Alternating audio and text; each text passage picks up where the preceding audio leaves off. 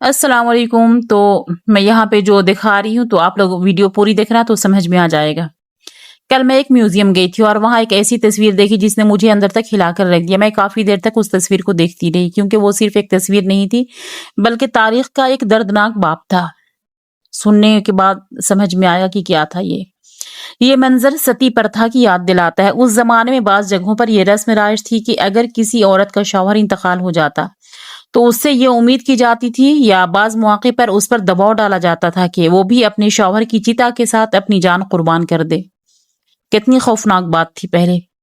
आज ये बात सुनकर ही दिल कांप जाता है कि एक औरत जो पहले ही अपने शौहर के बिछड़ने के गम में होती थी, उसकी अपनी जिंदगी का हक भी उससे छीन लिया जाता था। यहाँ पे चिता पे इस औरत को बैठाया हुआ है जलाने के लिए।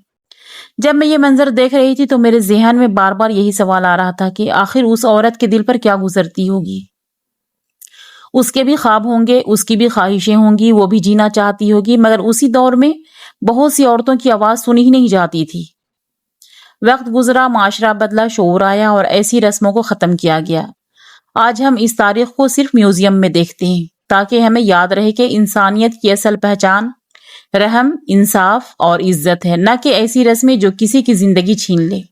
मेरा मकसद किसी मजहब, जात या बरादरी पर तनकीद करना नहीं है। ये सिर्फ तारीख के एक सबक को याद करने की कोशिश है ताकि हम माजी से सीखें और एक ऐसा माशरा बनाए जहां हर औरत और हर मर्द को इज्जत, आज़ादी और अपनी जगह जीने का हक हासिल हो।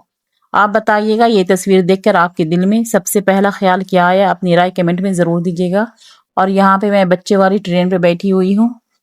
तो खैर चले, मगर वो जो मैं बताई सबसे पहले शुरू में, वो वीडियो तो देख करके जो यानी कि वहाँ पे लिखा हुआ भी रहता तो ऐसा दिल यानी हुआ कि उस